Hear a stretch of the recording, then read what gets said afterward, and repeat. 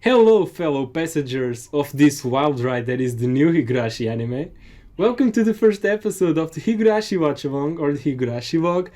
We had originally announced that this was a podcast subcategory that was gonna include Higurashi's powers. However, our God, Lord and Savior, Ryukishi, this fucking madlad, decided to include Umineko's powers on his new Higurashi.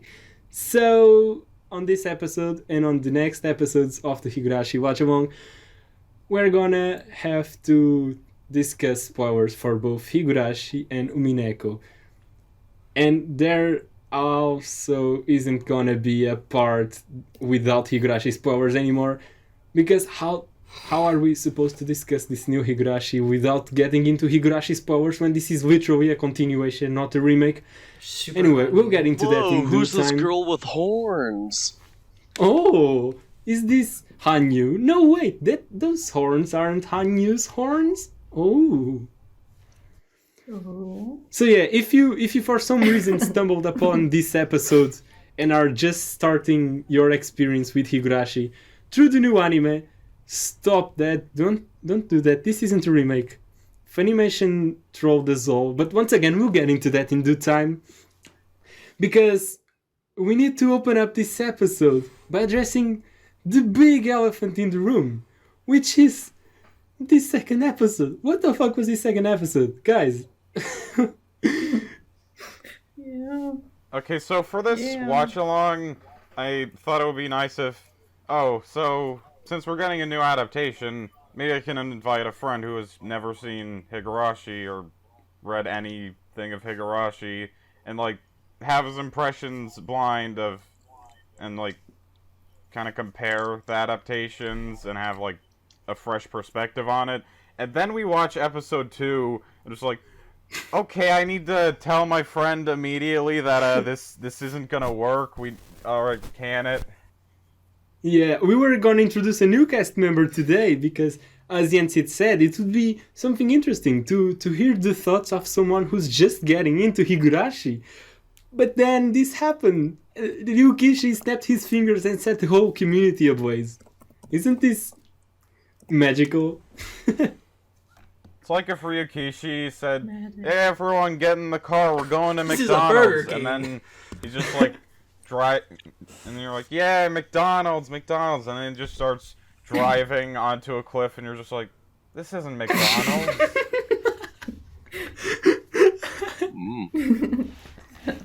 Okay. We've got some very conflicting opinions on these episodes. If you have any kind of negative opinion on what's going on with Higurashi, you're probably gonna relate to Sayome here. Isn't that right, friend? Yeah, like... If you have a negative opinion, raise your hand. What if I'm an enlightened centrist at this point?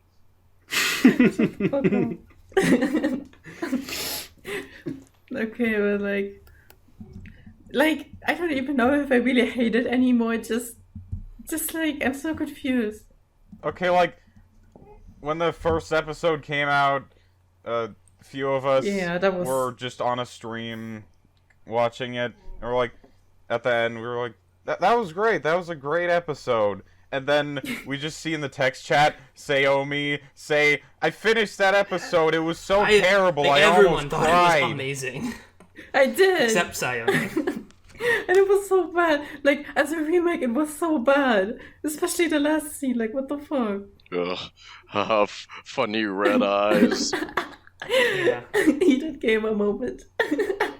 Okay, let's go back some steps, and as we've discussed, start with the big elephant on the room.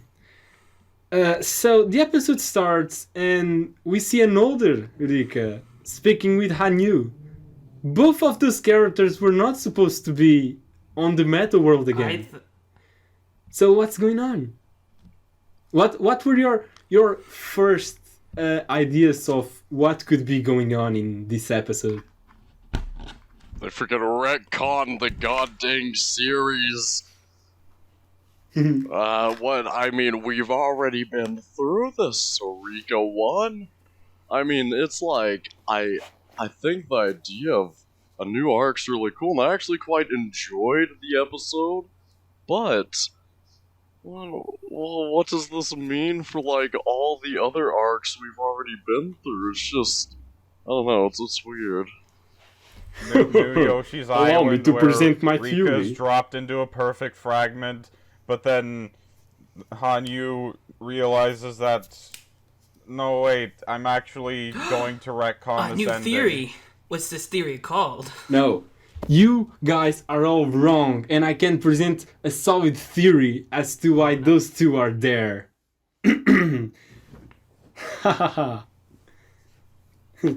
Welcome to When They Cry theory.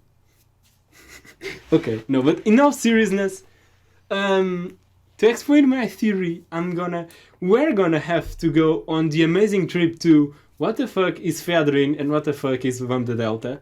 Well, she's a third party. That's the way I view her. Like, she doesn't go out of her way to do something, but she will interfere should her experience feel like it's meddled with. Okay, no. I'm talking about a more fundamental view on Lambda. Like, what I'm saying is, okay, maybe I should start by sharing what I think Lambda is, what I interpret Lambda as, because then it will be easier for you to go along.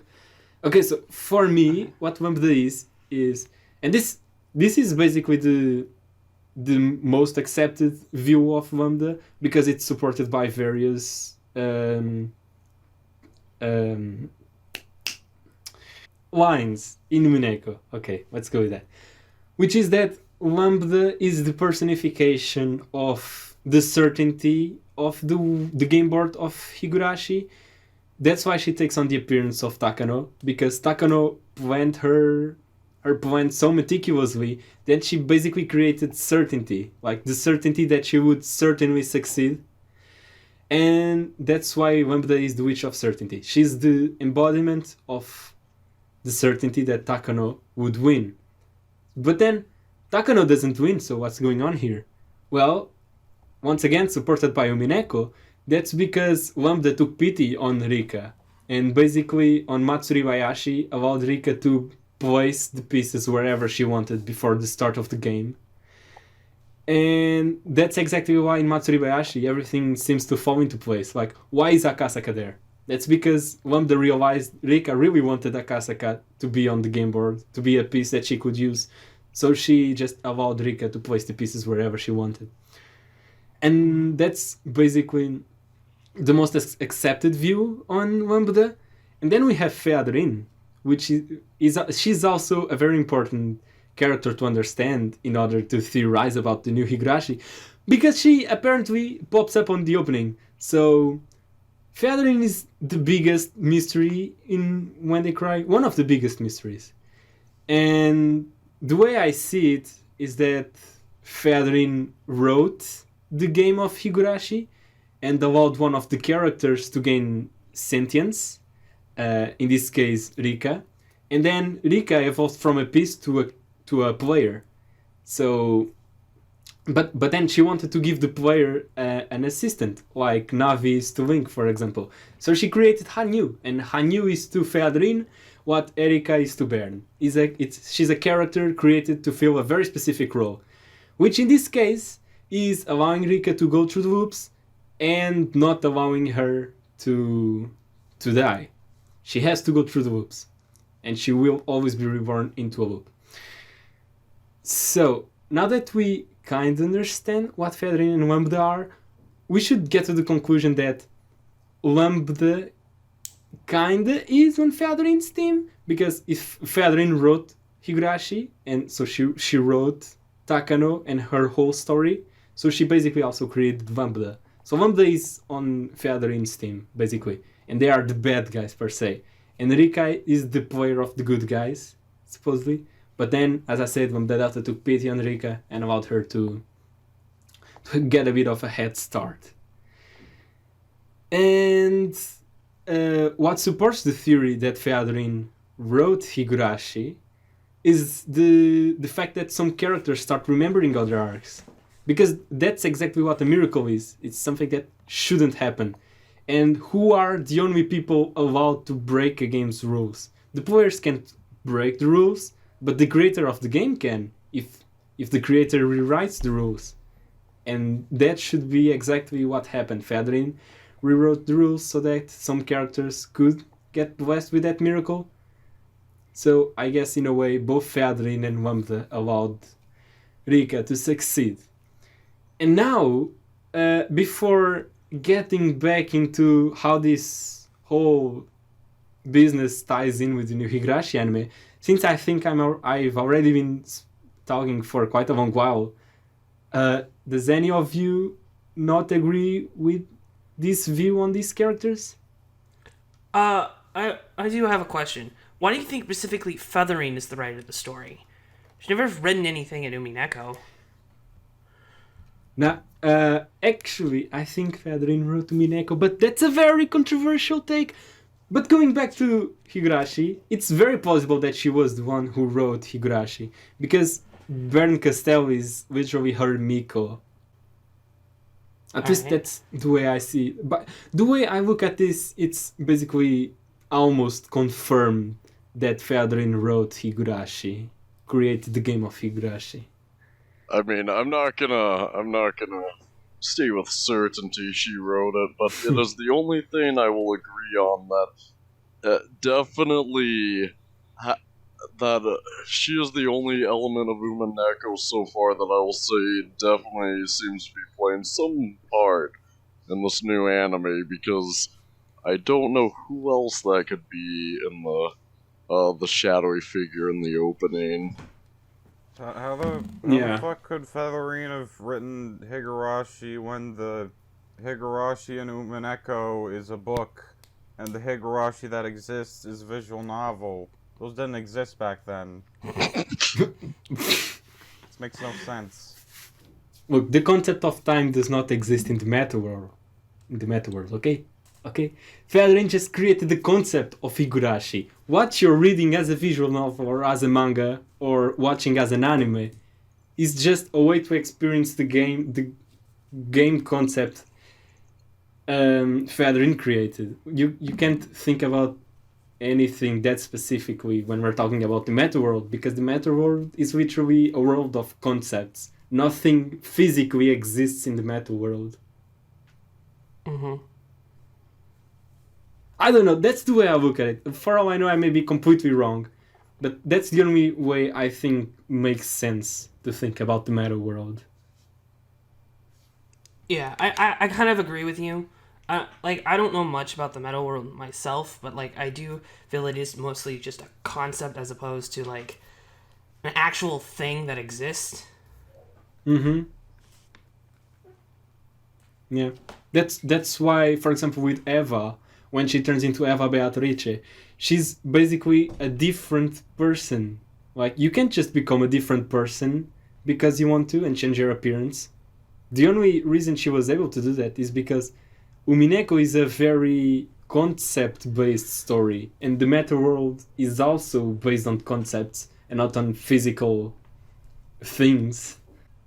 My views on the meta world have just been kind of a vague mess, so I don't really have anything to say against that interpretation, because I don't really have an interpretation that I really want to defend or anything. So I think the next thing to do is we take that interpretation and we apply it to what we've seen in the Higurashi anime so far, and how that applies to the theories. That's what I was gonna do next, after everyone shared what they wanted to say about this. By the way, viewers / listeners, if you're wondering where Sayumi is, she just took a trip to Japan yes. She was demoned away right next to Ryukishi to get the answers out of him, because we just can't wait. Oh man. I don't know. The first Twilight. Ryukishi punked us again. Meta episode aside, let's get back to the episode. Okay, so applying these concepts to what we've seen of the new Higurashi, how could a new Rika be there?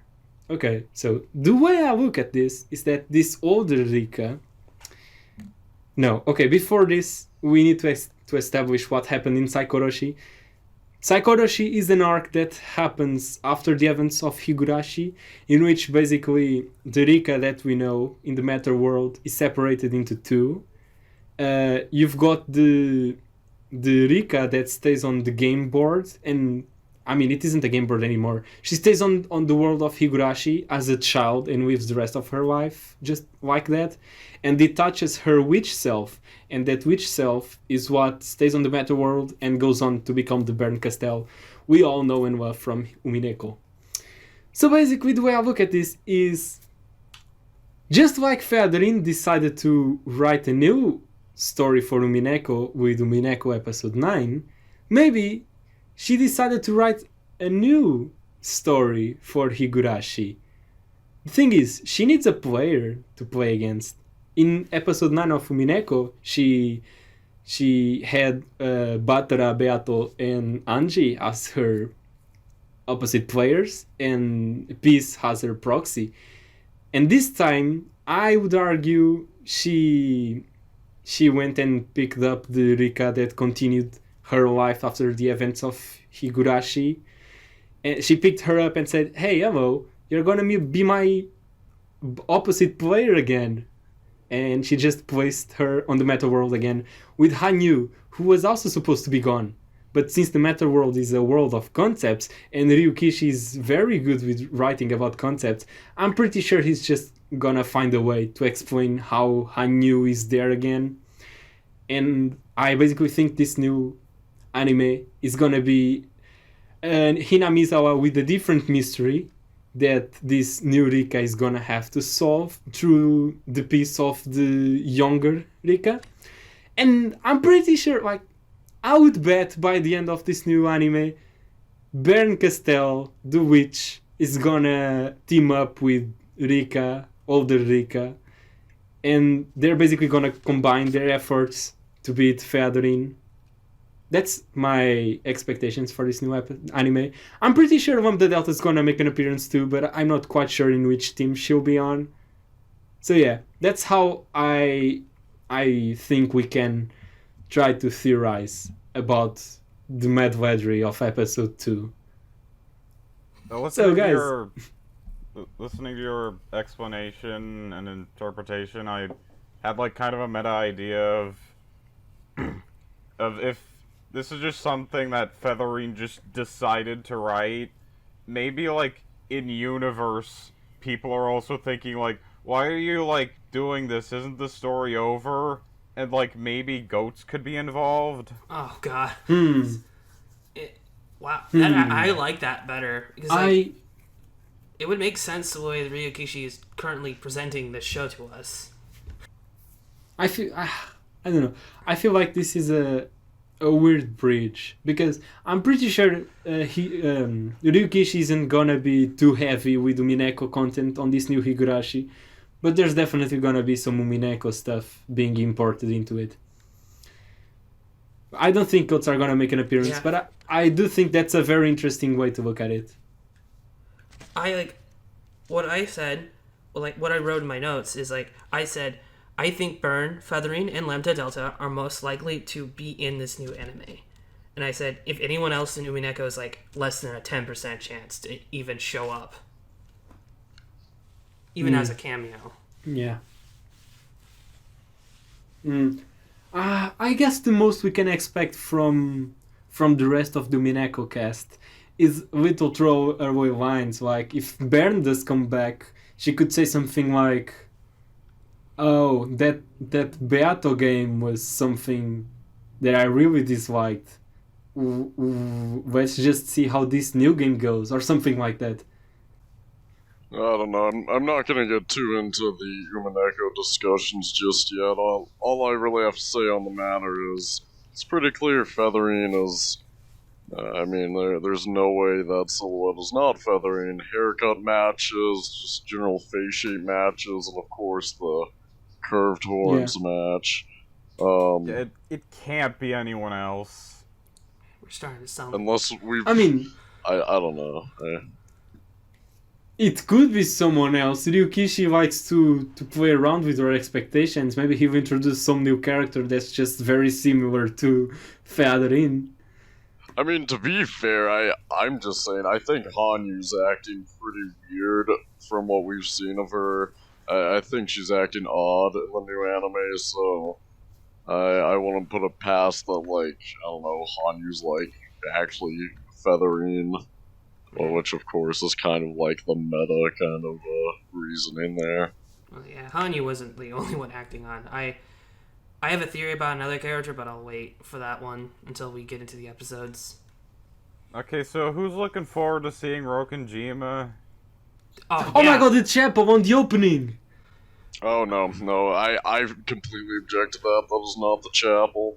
And Really? there's like a tunnel It's thing. more likely that it's the school, Yeah. but it's Yeah, it funny could to be. imagine that it's going to be Rokenjima until disproven.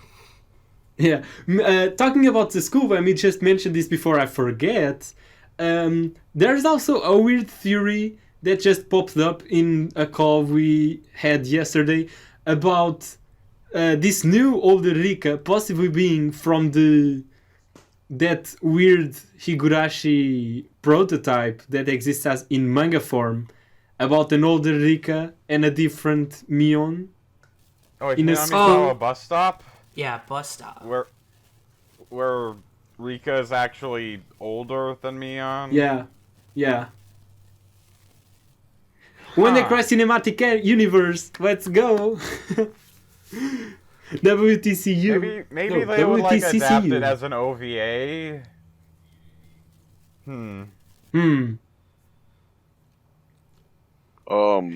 I mean, I think what adds on to that chapel-like building being St. Lucia's Academy is, upon looking at the scene where we first see older Rika, I think it's all but confirmed that the logo on her, uniform is the logo yeah. for St. Lucia's, so for some reason that school's gonna play a role. I guess older Rika decided to go there. Maybe the Hinamizawa branch school blew up or something.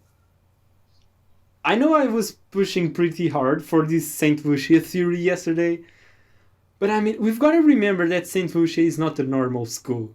Why would Rika go to a school like St. Lucia? A school that's specifically made for rich girls to be isolated from any exterior influence, and that's generally depicted as a very bad environment for anyone to be in. Yeah, she doesn't really have anyone in her life who would or could be like, okay, you gotta go to this fucking school right now. Yeah. Well, no, I don't even think it's a theory. I think that was definitely the insignia for the school on her uniform. I got my doubts because it's not one for one. It's pretty similar, but I don't know. Is it not one for one? Can we, like, just put up a comparison image and post? Yeah. It's hard to find Saint It's Lucia somewhere in one emblems of that her are- text chats. Here, I'll take a look. Okay, actually I got doesn't a look similar at 1000 all. IQ theory. They're gonna include Rokenjima because they're gonna adapt the Higurashi x Umineko crossover manga. That's definitely gonna happen. Yeah. There we go. Looking at the logo, it has the same elements, but they don't look exactly the same. Because older Rika has looks to be like a heart with like one wing, but like the normal logo is like just a full heart with like something underneath it.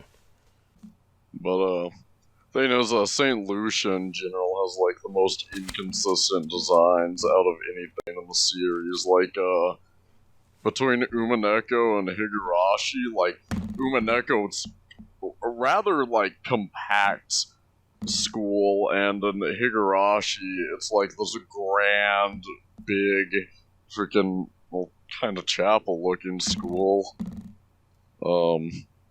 Yeah, St. Lucia's kind of an enigma.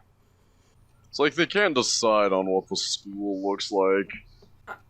I mean, uniforms do change from time to time. No, but I'm saying even... See, in Shion's sprite, and Shion's Ryukishi art, and Angie's sprite, But that's just natural. it's like the same, no, but in the PS3 art, it was like completely different.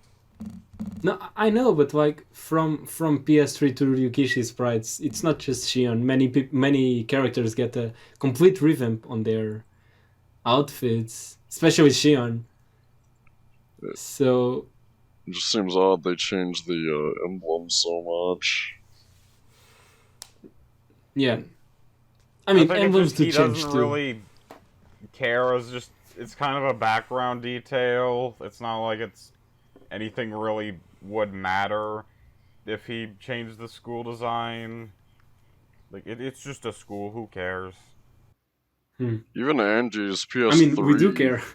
Angie's PS3 sprites keep the same emblem as her Ryukishi sprites. I can't really tell because you can't see the emblem very well. Her stance has the logo to the back. It seems to be the general same design on like the completely like really small one we see on Shion's like new uniform.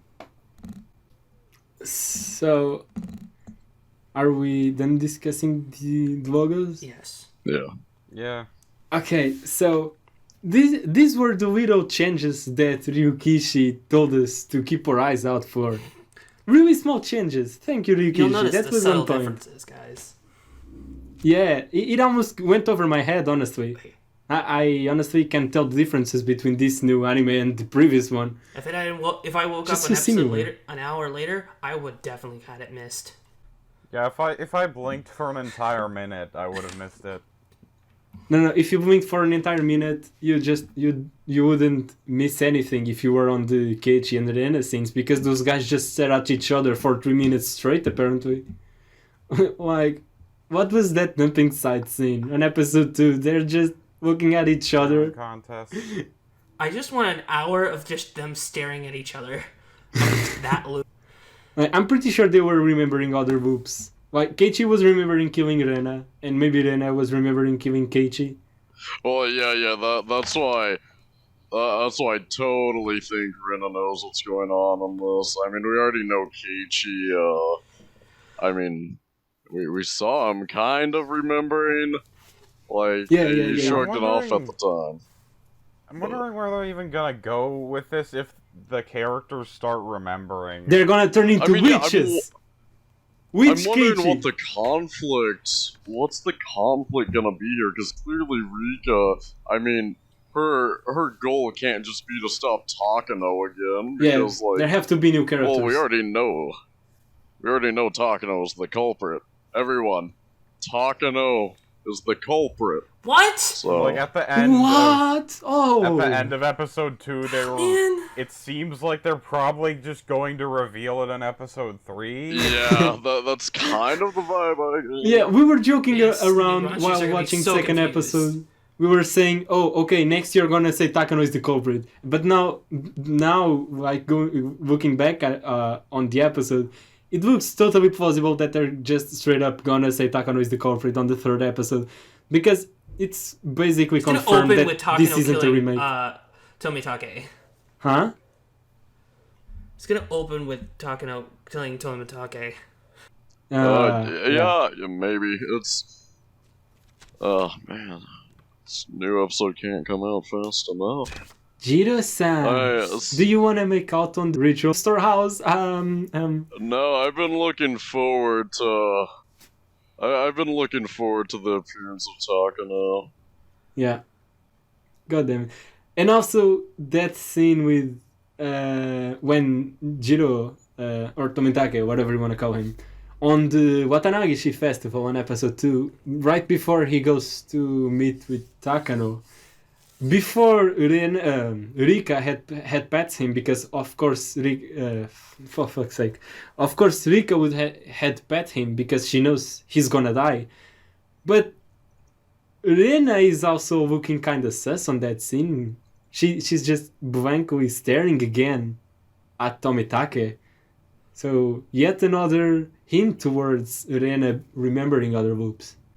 Oh no, yeah. I mean, Rena's been acting really odd this entire time. Odder than usual whenever Keiichi's undergoing Hinamizawa syndrome. So I don't think this is just Keiichi being wacky. Yeah, like, this isn't weirdness that we can, like, really explain with what we already know from Higurashi. Okay, so what if some episodes down the line, everyone starts remembering stuff at once, and they all get transported to the meta world, and they actively fight against Featherin in a meta level? That'd be so fucking sick. Yeah, we're gonna have an Umineko level conflict here. I mean, We're gonna see that that is what I'm again. kind of wondering about here. Like, okay, wait, correct me if I'm wrong, but from what we've seen in the past, like, Rika only goes to the Sea of Fragments whenever she dies, right? Yeah. Like, so how was she able to just, or maybe that was just her remembering it. I take it back. It's not for sure she can just, like, go into the Sea of Fragments at her will. She may have just been remembering how she came back to the world. That seems more likely. Yeah. Okay, so what do you guys think of the Ryukishi quote? I don't think we'll be able to make something like this again, referring to the new Higurashi anime. Because this is a brand new story. You can't create a brand new story again. You can't make a new story twice, Rikishi, silly. I think he was referring to the status of the community right after the episode. Like, how he won't be able to troll us again like that. Yeah, we can never trust Ryukishi again. Yeah. He says something, just like, give him the good trusted stare. that man. But he really put effort into this to make it into something good. Supposedly he wrote a book the length of a phone list for a script. Like, this dude. Yeah, I'll have faith in him, but what about the phone book scripts? Huh? Do you mean just for Higurashi? No. About the no. Just for the new anime. He wrote a phone book of a script just for this new anime. How? I don't know. Because there's a lot of probably have stuff that happening. many words in an anime. Seems pretty short. Yeah, because not all of it's probably dialogue. It could be a lot of action stuff he wrote.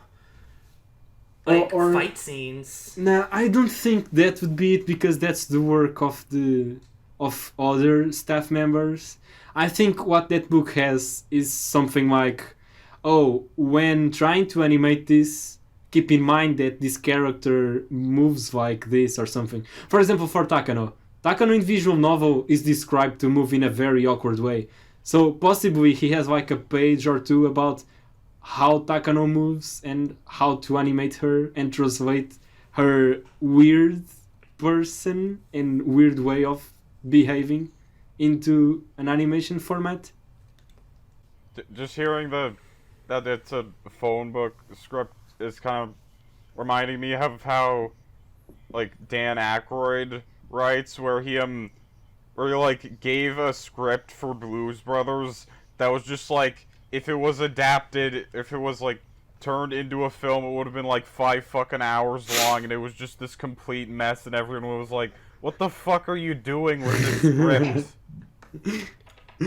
Guys, it's my third draft. I edited it down some. Yeah, and supposedly he spent years on this, because on that same interview he said that this was a project that was years in the making. Like, this man has been working on Higurashi behind the scenes for years. This is truly Ryukishi's fanfiction. Oh, by the way, I want to ask a quick question. Is there even anything we want to discuss about the first episode? Because all the meat is really in the second episode. The first episode was just like a nice little introduction that, like, Okay, There's not that much to say. because Sayome it had like, a feels like it's just an adaptation. Huh? yeah, but like Sayome wanted to say something about episode 1, so I guess I'll just say it for her. She really didn't like the scene where Rika presents Satoko with a box and then a KO glove jumps out of it and punches her in the face. I personally really loved that, but she felt that was really out of character for Rika. How do you guys feel about Actually, this? with episode 2, that's very in character for Rika. Yeah, I agree. Because That's totally something she'd do. Yeah, Rika can kind of be a troll sometimes. I like the new little game they had in episode 1, but that reminds me. I remember thinking during that game where they were looking for the pen that, oh, it's like bringing more attention to the pen for the twist in Onakakushi, but Hmm. if they were doing a different thing, then was that like a red herring? Or are they still Probably. going to do something with the pen? I don't think there's that deep of a meaning behind that game. I mean, I just think it was the infamous pen. I think episode 1 was just a big red herring for us, thinking it's a remake. Yeah, definitely. Okay, should we address the Funimation thing now? Like, Yeah. Funimation, what are you doing, guys? Okay, so for those of you who are unaware, apparently the new anime in Japanese is called Higurashi no Nakokoro ni Go, and the character, the kanji for Go, as all kanji do basically, has more than one meaning. One of those meanings is new, but it has like some other meanings like fate and karma. And then Funimation just decided to go with new and trick everyone into thinking this was a remake and telling all of their friends to watch the new Higurashi anime because it was a remake. You haven't touched Higurashi? No problem, they're remaking it. And then just this happens. Funimation, are you gonna take responsibility for these spoilers? Okay, how is it presented in Japanese? Like, the Go title, wasn't that revealed only for the second episode? And I'm pretty sure it was only, it was revealed before episode 2 only because it was leaked on Amazon, I think. Oh. Oh, I think the leak on Amazon was the arc name. I don't know if it was the Go name. It was the Go name, and it was also the arc name. Oni Damashi? What was it called? So essentially, I mean, yeah, they were waiting to like, ooh, look, suddenly it's a new arc, which Oh my I mean God. is cool and all, but seriously, they should have just said so from the start. Guys, I just put 2 and 2 together. Okay, isn't the arc name Demon Deceiving Chapter? Yes. Are we the demons being deceived? Yes. Is Ryukishi calling Oh us my demons? Ryukishi, what the fuck, man? Oh yeah, it wasn't like the name of the arc. It was the same as like this fan-made arc. So does anyone know what yes. happened in that? It's from an anthology, manga that I don't think all of it has been translated, so I've never read it, no. Okay, everyone, start writing fanfics. Ryukishi's gonna implement that in some way, shape, or form in his next work. Start writing fanfics, everyone. Oh man, I'm gonna write my new When They Cry fanfiction with Renove specifically. With what? Renove. Ah, in Batra. or with Genji. What route are you gonna take? The Batra or the not Genji, Kinzo? Shinzo. Kenzo route. Who else would I choose? Well, if you choose Genji, then yeah, Kinzo. But if you're choosing Runaway, then you should go Batra, not Kinzo. No, the anthology, manga, from what I've read, those translated is pretty good, though. Wish more could get translated. Okay. As Mamda would put it. Okay. Okay. Oh, ho, ho, ho, ho. Oh, yeah, this is a really meaty episode. Like, might I say, they really dragged out Keiichi, whacking the wood planks that were holding Kinta-kun in place. I know, right? Like, I know, they're going for that, like, the symbolism. It's like he's swinging the bat, and that's why he remembers, but, could have, like, toned that down a little, but I guess it wouldn't be anime without filler. I thought that was fine. And that wood was just really hard, man. Oh, and they actually had zombie tag in the proper arc of this anime. Oh, yeah. Even though it ended in a really weird way. What the fuck was that, Passione? Huh? Or was that you, Ryukishi? I'm keeping my eye on you. Oh, well, what are you referring to? The finale of the club activity of Zombie Tag. That's not how it ends on the visual novel. Why is Rena and Keiichi on a suggestive scene like that? That's not how I remember Zombie Tag ending. Was that not how it ended? No, Keiichi got maybe into not that exact. on the visual novel. It's a scary scene. You basically you're misled into thinking. Spooky. Huh. Yeah, you're misled into thinking Rena is gonna do something to Keiichi since they're alone on the shed, basically. And then Wait, now that you've mentioned it, so Zombie Tag ends with a suggestive scene, and then there's like that one scene in the festival where Keiichi grabs Rena's hand and the background turns pink. Are they leading up to something? I hope so, because that's my fucking ship. That's my ship. I'm sorry, I don't ship Rena and Keiichi. Are you a Mion Mion fan? Keiichi fan? Halfway into this, it becomes a Higurashi harem. No. Higurashi harem arc coming soon. Look at it. They did adapt Zombie Tag properly. Apologies for the Steam sprites, but I don't know if that time saved properly if it didn't go to 25 minutes in. Oh damn! Am I wrong in my Onikakushi knowledge? Oh no! So it's basically adapted perfectly. Just to, like I said, ignore the Steam sprites. Just. Oh, okay, yeah, okay.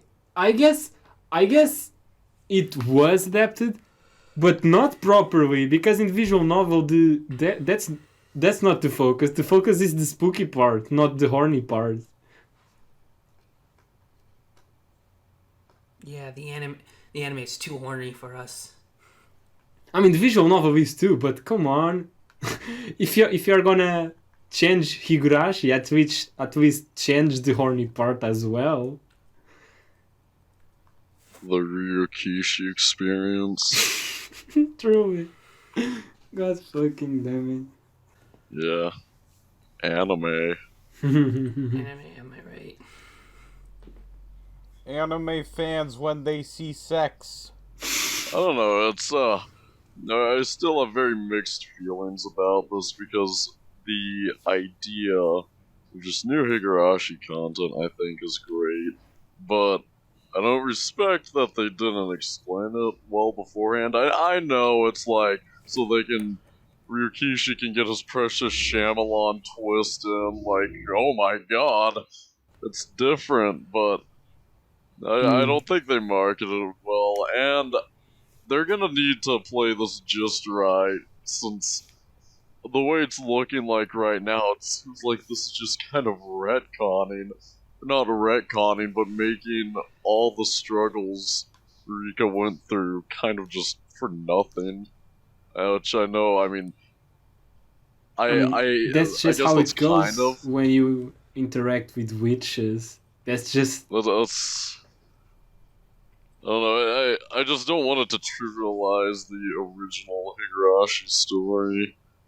Yeah, like, so far this seems like a sequel that I don't know why it needed to be made. because because people pirate the visual novel, so Ryukishi doesn't have money to live. I mean, at this Then point, just remake it. no.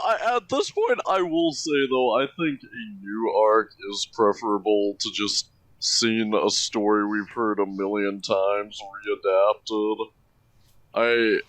I do respect that decision, but they're gonna need to really take care with how they handle the story.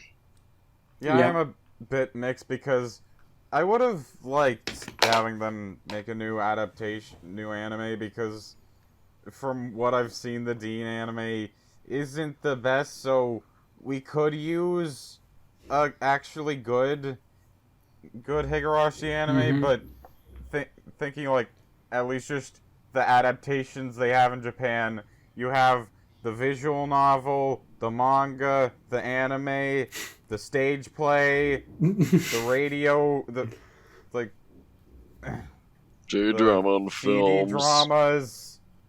J-drama and live action films film. didn't adapt it fully. The though. TV drama too.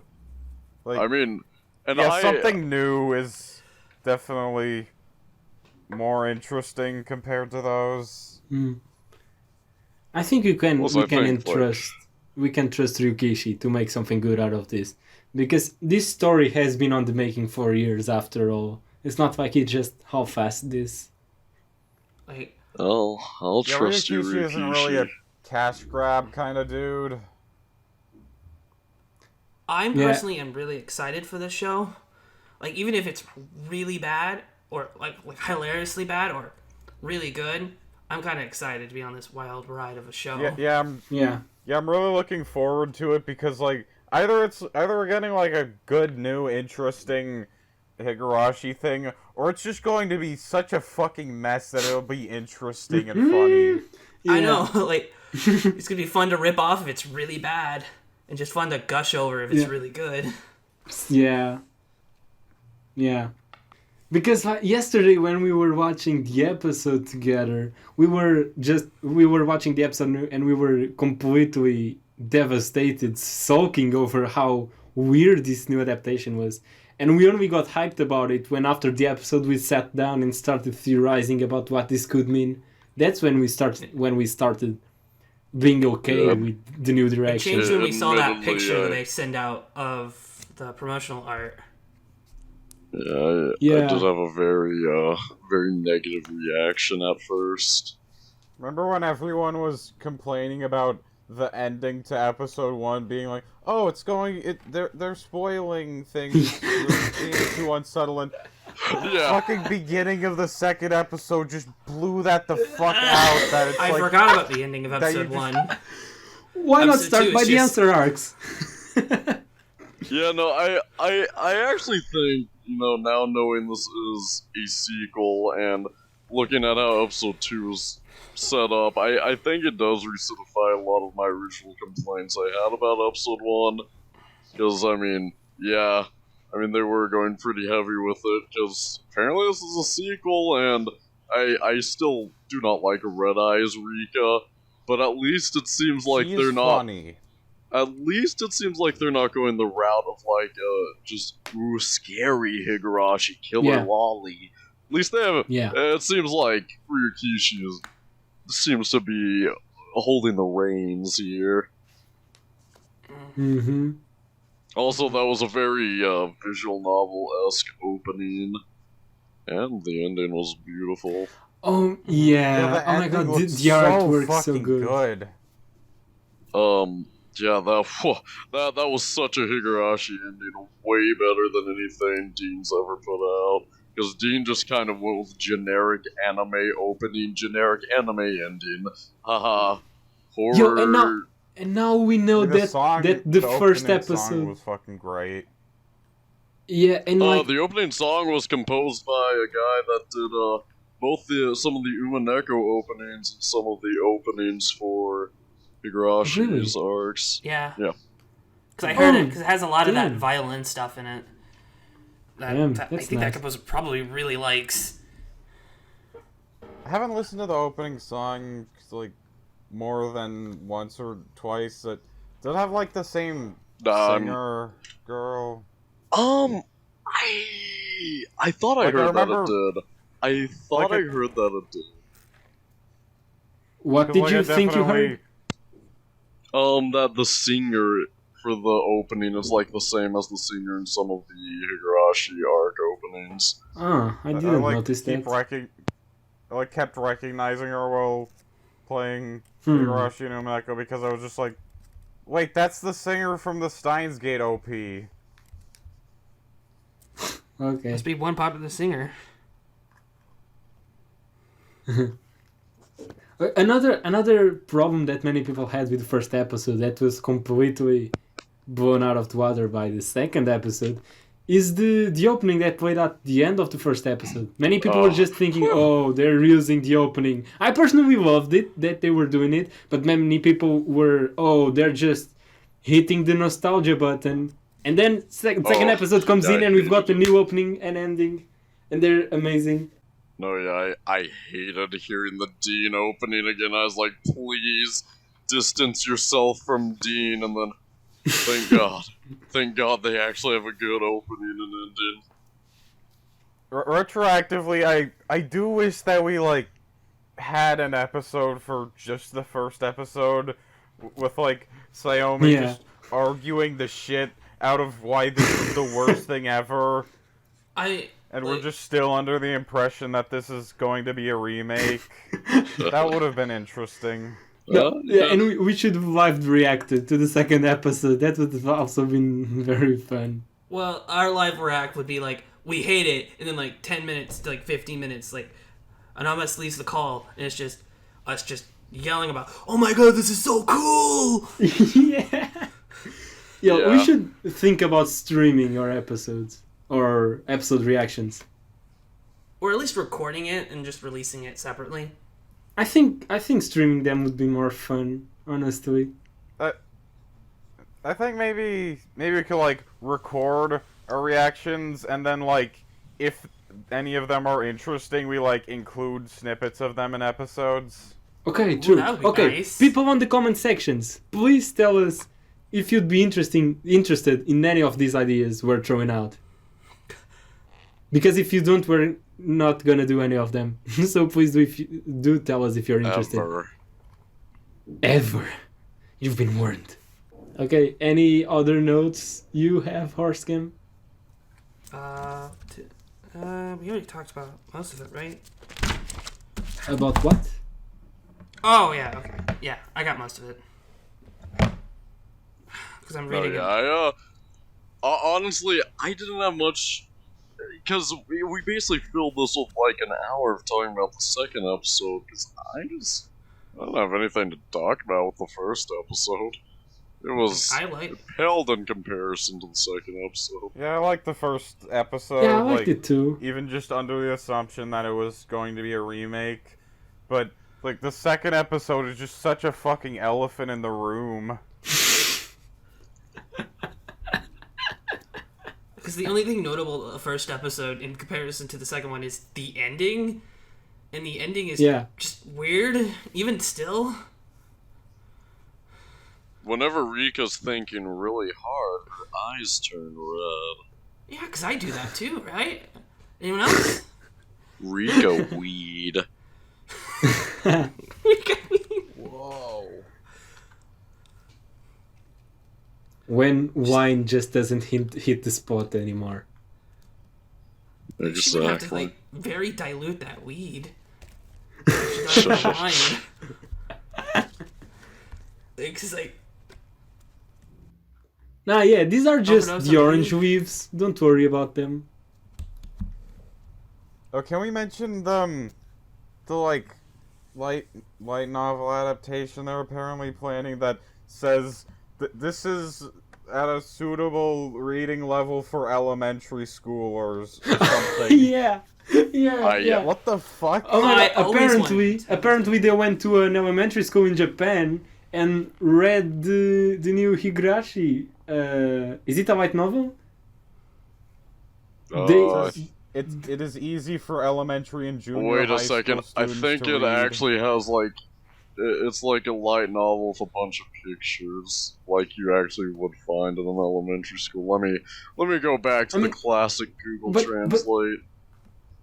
Well, I that's mean, Twitter, so I can but use still, Twitter it's Translate. Higurashi. You're not gonna present Higurashi to elementary school. Oh yes, come and enjoy the legendary suspense horror in a novel full of illustrations. Oh, it You know, like is. Higurashi for middle schoolers, yeah, that works perfectly fine. But if I was an elementary schooler reading a Higurashi novel in like my school library, I'd just be like, did someone fuck up? Am I supposed to be reading this? True. What? Like, what the fuck is going on in Japanese elementary schools? Like, these Japanese people must be really screwed up in the head. Like, not to be offensive. Based. Okay, so should we hop into the theory that Ryukishi is just gonna pop up in anime form by the end of this anime? You know what? He's already been in anime form once, so Oh, the fucking Yeah. that true. one Higurashi cameo. yeah. He should appear again. Yeah. He's just gonna pop up playing Mojang with Oishi. He's stronger than Featherine. He's gonna be the big bad boss. Playing Mojang? Yeah. He really is when you think about it. Playing Call of Duty. What a good with interview his quote. Beato guns. In case you don't know, because we haven't released that episode yet, on an interview with Ryukishi, he said that he used to play Call of Duty with a portrait of Beato on his guns. Yeah. We Ryukishi actually plays Call of Duty. interviewed Ryukishi, but I mean, Ah, we just yeah. decided not Of to course. release that episode. A matter of fact, that's exactly what Sayama is doing right now. She's flying to Japan to interview Ryukishi. Yeah. Ryukishi's gonna just kill her. And then we'll have to solve a mystery. Yeah. Like, you know too much now that this interview is over. There it is.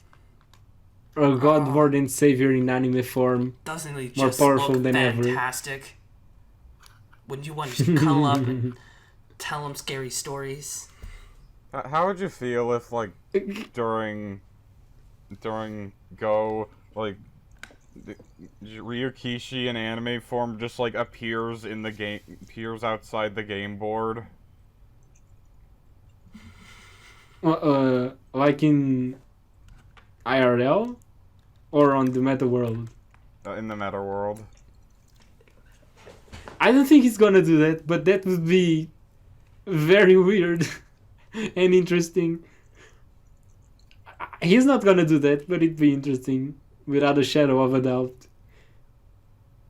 No, wait, what if Featherin is Ryukishi's persona? Oh Um, my I let's. I think we'd better just stop the podcast right now. I think that's a great time. to end I don't want podcast. to talk about furry Ryukishi.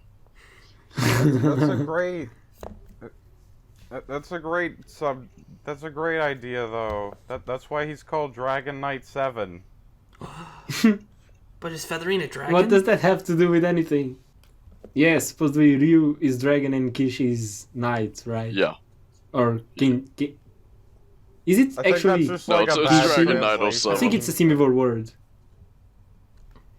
It's I think the meme all started during that really old like documentary that Higurashi just appeared in, and they interviewed Ryukishi. It's like an American documentary, and they were like, "Dragon Knight 07 here," and like, No, they were just like. I think the clip was something like. "Oh, what's- Dragon Knight 7, the maker of Cicada Season. yes, that was it." I was trying to remember what they called Higurashi.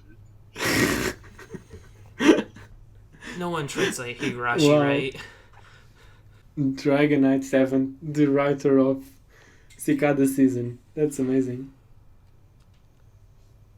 Oh, We should maybe watch that documentary sometime. I think it was only a 5-minute clip that Higurashi was in, but it was about visual novels in general, so maybe since we're nerds, I we think it still might enjoy be it. just otaku. Oh, clips is in it just general. otaku? I don't know. Oh, I forgot that the new Higurashi anime is actually also on Hulu. So, Oh yeah, they like removed the original they removed the old one, original yeah. Dean anime from Hulu, and then replaced it with the new one. So you just think, oh, they're replacing it with the remake. Makes sense because it's the same story. Nope, But exactly. Nope. My No. thoughts exactly. Well, to be fair, they are switching licenses. fuck you, no original story for you. Because Funimation doesn't license the original anime series. I think it will probably end up on Netflix at some point, the original series. Okay, so does any of you have a cool, janky idea to finish the episode? Alright, people with good taste. That's plagiarism. I don't know. See you in the next fragment. Just don't die, okay? We don't want to solve another mystery. Yeah. See you when Twitter cries again. Don't get demoned away. When we cry, name drop, boom. Ha. Ha. Don't go to a family member's funeral, otherwise you'll go insane and kill yourself and your friends. Yeah, just don't go to funerals anymore. Do it through Zoom, actually. Like, okay, no. We do have something very important to tell our viewers. See you again. Oh, what? No, not that. Not that. Listen to me, you fucking assholes. Why aren't you subscribing and leaving a like on the videos, huh? Okay, that was all. I think We that's need to play gonna. the think that's YouTube just gonna game make them more dislike. with our channel dedicated to Whoa! a specific niche. Make sure you slam that like button, and if you haven't already subscribed, please subscribe. 85% of those who watch are not subscribed yet, so please hit that subscribe button. It really helps out the channel. Oh shoot, I didn't know Anonymous could do this kind of voices. That was amazing. Hey, glad we got Markiplier on the podcast. The Bite No, of but truly, 87? please do leave a like or subscribe because that really helps our fragile motivation, and leave a comment also, please. Or we will actually cry, as the title suggests. I am a strong man. I will cry. not cry. I only Share cry. this podcast. Please give us a crumb of shares. Share it to your grandma. I think she'd really like us. Yeah, she's really Yeah. mean the way we cry. Let's get our podcast on national television. Okay, anyway, that's it. Go away. The episode's finished. Bye-bye. Bye. Bye.